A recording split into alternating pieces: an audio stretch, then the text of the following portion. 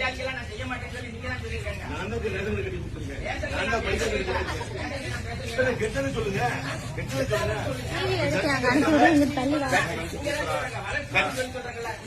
இந்த போர்டு வந்து என்ன இருக்கு பாருங்க.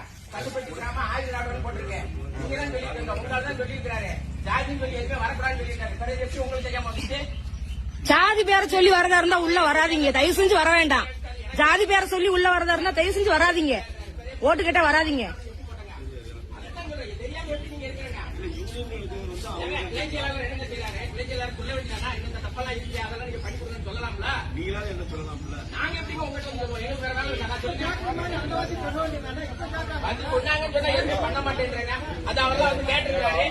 சரிங்க, உதயசூரியனுக்கு வாக்களிக்க கேட்டுக்கொள்கிறேன்.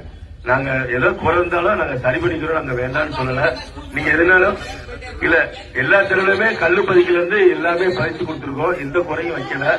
ஸ்கூலு கூட இப்ப ஊர்ல இருந்து சமுதாயத்துல இருந்து கேட்டிருக்காங்க, மண்டபம் கேட்டிருக்காங்க, அதை நான் கட்டி கொடுக்குறேன். கண்டிப்பா வந்து மண்டபத்துல வந்து கட்டி தந்துடுறேன், உங்களுக்கு உறுதியா 100% கட்டி தரேன்.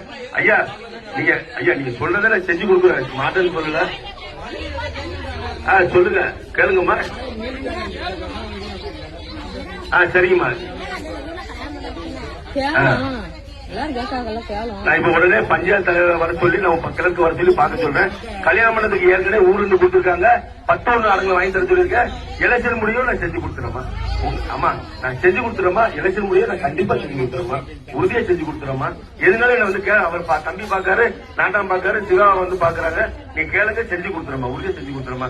அண்ணாச்சி கண்டிப்பா நான் செஞ்சேன், அண்ணாச்சி செஞ்சு கொடுத்துறேன். சரிங்க அண்ணாச்சி. அதாவது ஆமாண்ணா, சரிங்க அண்ணாச்சி. எல்லாம் உதயசூரியனுக்கு வாக்களித்து அவங்க வெற்றி பெற செய்ய கேட்டுக்கொண்டு அன்போடு பார்த்ததோட உள்ளூர்காரர்கள் கேட்கிற உங்களோட கேட்கிறேன்.